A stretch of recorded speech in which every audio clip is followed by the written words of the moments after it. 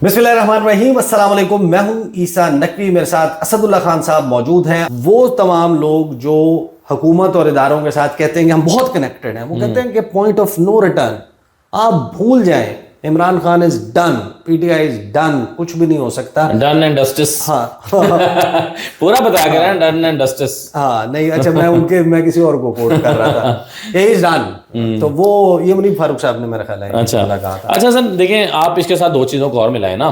एक तो आप अचानक वजीर आजम के साथ होने वाली मुलाकात को कैसे नजरअंदाज कर सकते हैं, यानी ये ज़हन में रखते हुए कि सोहेल आफरीदी ने कहा था कि जब तक इमरान खान से मुलाकात नहीं होती कोई मुलाकात नहीं। अच्छा, वजीर आजम एक दिन पहले कहते हैं, मुलाकात की ख्वाहिश का इजहार करते हैं, और एक दिन के अंदर अंदर ही उस दावत को कबूल कर लिया जाता है।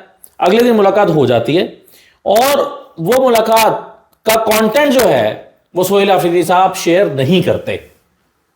ठीक है, यानी वो ये तो वो आके कहते हैं कि जी सूबे के मसाइल पे बात हुई, हाँ हुई, पैसों पे और इन चीज़ों पे, लेकिन साथ ही साथ मुज़म्मिल असलम ने बाद में बताया कि मुलाकात तनाव का शिकार रही, इसमें यानी गिले शिकवे भी हुए।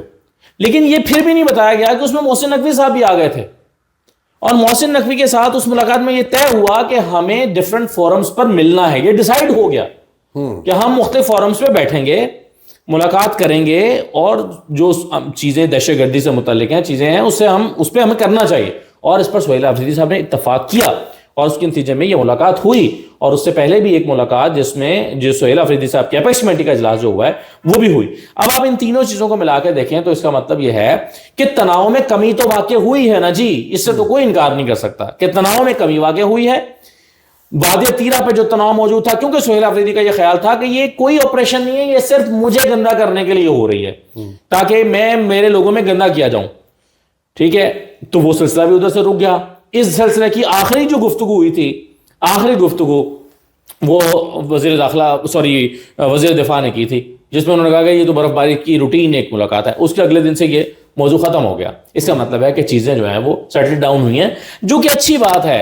ये तनाव किसी को सूट नहीं करता। फिर हम इसको कैसे समझने की कोशिश करें कि एक कंटेनर जो जब्त हो गया था जब अली अमीन गंडापुर आए थे, आग लगी थी ब्लू एरिया में, उस कंटेनर को, जाहिर है कि वो कंटेनर तो वापस नहीं गया ना, तो ताज़ा वेल्ड हुई हुई सीढ़ियाँ, उसके ऊपर कुछ विजुअल्स और एक कंटेनर, और कंटेनर पे लिखा हुआ खतरनाक जुमला आज़ादी या मौत। जी देखिए, मेरी इसमें अंडरस्टैंडिंग क्या है। मेरी अंडरस्टैंडिंग ये है कि ये कंटेनर 2-1.5 साल पहले नवंबर में जला दिया गया था और तब से इसकी तैयारी शुरू हो गई थी। यानी कंटेनर तो बनाया ही जाना था, कंटेनर तो बनना ही था। अच्छा, अब वो कंटेनर तैयार हो गया और अब वो इस मौके पर जाकर जब तैयार हुआ है तो पीटीआई के कुछ लोगों की तरफ से बड़ा दबाव है पीटीआई की लीडरशिप के ऊपर कि भाई क्या हुआ है, कॉम्प्रोमाइज तो नहीं हो गए क्या, ऐसा तो नहीं है कि हमें ट्रक की बत्ती के पीछे लगा लिया हो।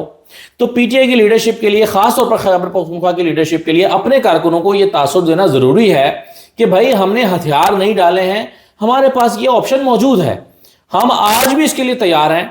हाँ, अगरचे इसमें एक वक्फा जरूर आ गया है, हम इस बातचीत को एक मौका जरूर दे रहे हैं, लेकिन हमें कोई खास तवक्को नहीं है, और अगर इसमें कुछ नहीं निकलता तो हमारा कंटेनर खड़ा हुआ है। तो ये मेरा ख्याल है कि मैसेजिंग है। देखिए, जब भी किसी दो फरीकैन के दरमियान मुलाकात होती है मुज़ाकरात की मेज पर जाने से पहले, तो आप अपने मसल्स भी साथ साथ शो करते हैं ताकि मुज़ाकरात की मेज पर बैठने वाले फरीके मुखालिफ को यह पैगाम दिया जाए कि अगर फिर तुम ये नहीं करोगे ना, ये मुज़ाकरात की बात नहीं मानोगे, तो फिर हम देखो ये सलाहियत रखते हैं करने की।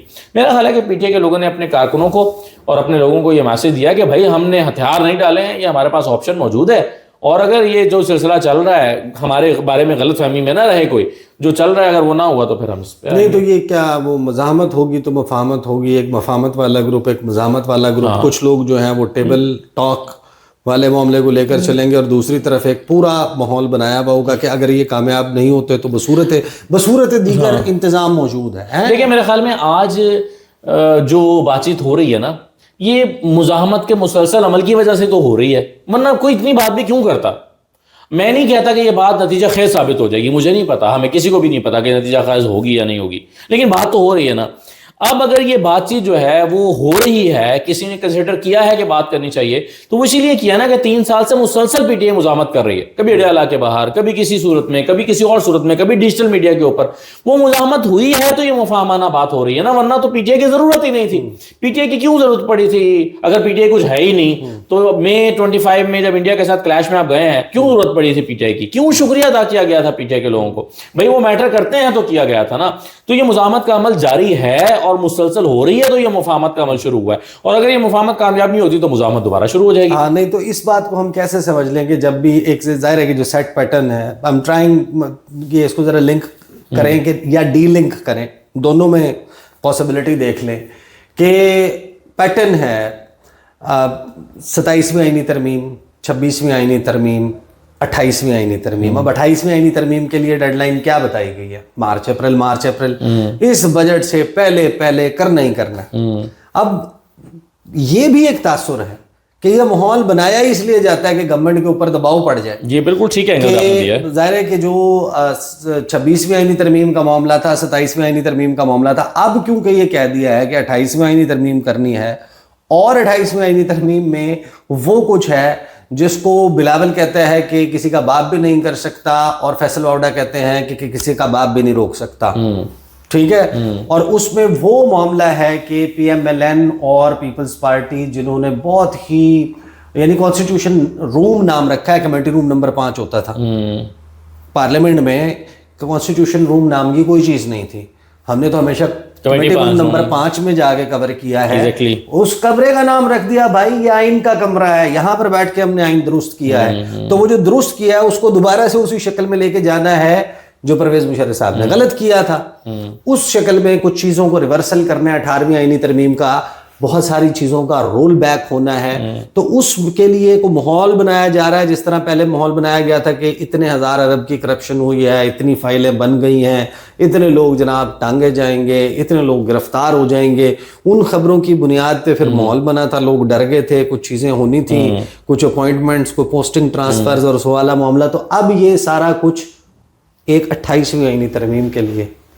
اب یہ بالکل آپ نے بڑا زبردست پوائنٹ ایڈ کیا ہے. یہ بالکل ایک اینگل ہو سکتا ہے کہ پیپلز پارٹی اور نون لیگ کو دکھایا جائے کہ اچھے بچے نہیں بنتے تو پھر یہ عمران خان تمہارے سر پہ کھڑا ہوا ہے. تو یہ بالکل ایک اینگل میسیجنگ ہو سکتی ہے کہ بھائی پھر ہم عمران خان سے بات کر رہے ہیں, جیسے عمران خان کے لیے اس زمانے میں میسیجنگ ہوئی تھی کہ اچھے بچے نہیں بنو گے تو پھر نواز شریف سے ہاتھ ملا لیں گے, اور پھر وہ کر کے بھی دکھایا گیا. تو یہ بالکل عین ممکن ہے کہ 28ویں ترمیم کروانے کے لیے پیپلز پارٹی اور پی ایم ایل این کو ایک میسج دیا جا رہا ہو. لیکن پی ٹی آئی کو یہ دھیان سے دیکھنا پڑے گا کہ کہیں وہ استعمال تو نہیں ہو رہے ہیں, کہیں ایسا تو نہیں ہے کہ وہ استعمال ہو جائیں 28ویں ترمیم پہ پیپلز پارٹی اور پی ایم ایل این کو راضی کرنے کے لیے. تو ان کو اپنے کارڈز بڑے دھیان سے کھیلنے پڑیں گے. فیصل واڈا صاحب نے پی ٹی آئی کے پاس کو ٹیبل کے اوپر کو 8 قسم کا کھانا تو نہیں پڑا ہوا نا کہ جس میں انہوں نے ڈیسائیڈ کرنا ہے کہ میں فلاں چیز نہ کھاؤں اور فلاں چیز کھاؤں. ان کے پاس 2 ہی آپشنز ہیں, ایک یہ کہ ٹھیک ہے بیٹھیں انگیج کریں بات کریں, دوسرا یہ کہ نہیں جناب ہمارے ہم.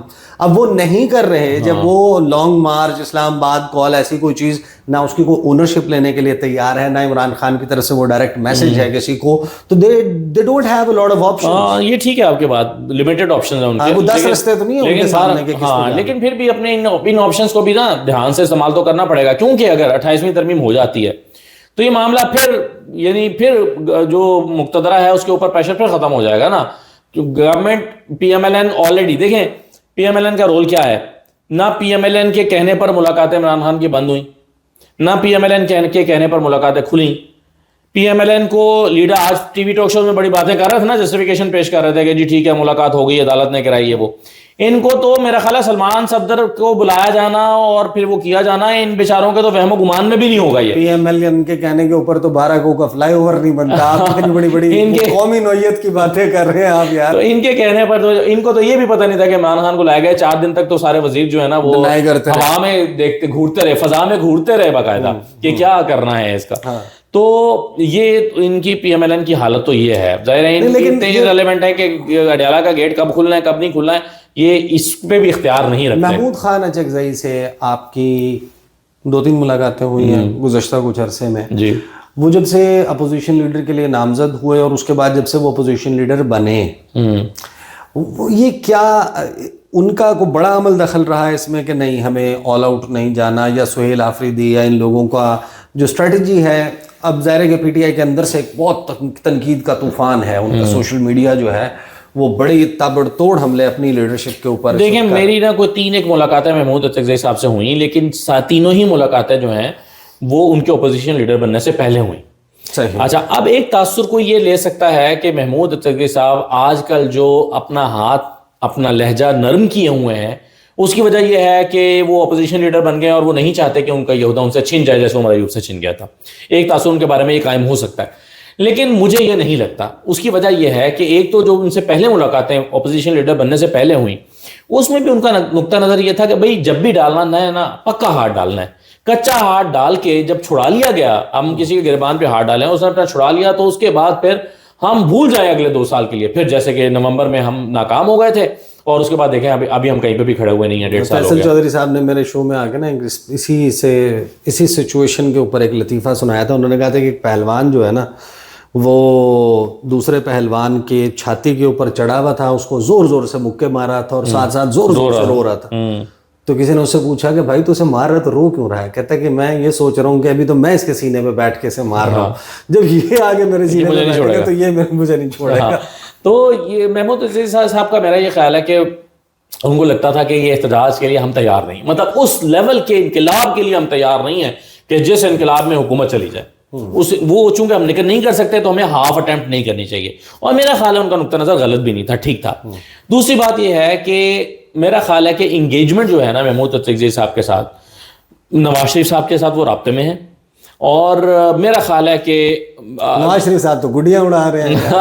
وہ گڈیاں تو وہ تو لیکن میرا خیال ہے کہ وہ رابطے میں ہیں اور کہیں پر یہ انڈرسٹینڈنگ ڈیولپ ہوئی ہے کہ محمود اورچغزئی صاحب جو ہیں ایک سوبر بات کر رہے ہیں, معاملے کی نزاکت کو سمجھ رہے ہیں, ایکسٹریم پوزیشن نہیں لے رہے ہیں. تو کیوں نہ محمود اورچغزئی صاحب کے ذریعے ہی چیزوں کو آگے بڑھایا جائے. اور میرا خیال ہے انہوں نے اس کی اونرشپ لی ہے. یہی وجہ ہے کہ انہوں نے 8 فروری کو بڑا ایکسٹریم پوزیشن پہ جا کر احتجاج نہیں کرنے دیا.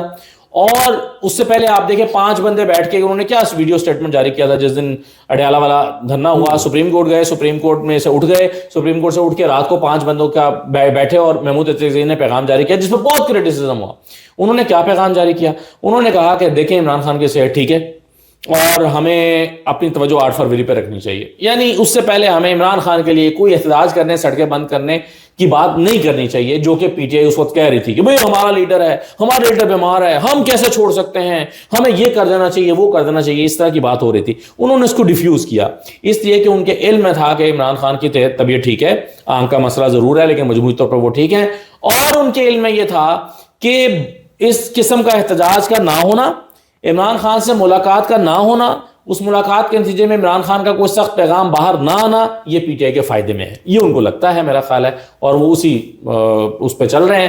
اگر کل کو انہیں لگے گا کہ وہ ناکام رہے ہیں تو شاید وہ پی ٹی آئی کو کھول کے بتا بھی دیں گے اور کہیں گے آپ اپنے آپشنز کو ایکسپلور کریں. صحیح. بہرحال جی دیگ اس وقت جو ہے وہ چڑھی ہوئی ہے اور نیچے بڑی زبردست قسم کی آگ جل رہی ہے, کھچڑی بن رہی ہے اور کھچڑی بھی بڑی زبردست, اور ایک بمبارڈمنٹ ہے, کانٹراڈکٹری خبریں. یعنی سہیل آفریدی صاحب کی خطاب سنیں, کنٹینر پہ لکھا ہوا جملہ, پھر ان کی ملاقاتیں ایسی جن کے بارے میں انہوں نے کہا تھا کہ عمران خان سے ملاقات کے بعد کے بغیر میں وہ نہیں کروں گا, ان کا شروع ہو جانا, اور پھر 8 فروری ہاف کوکڈ مطلب انڈر پرفارم جان بوجھ کر کرنا.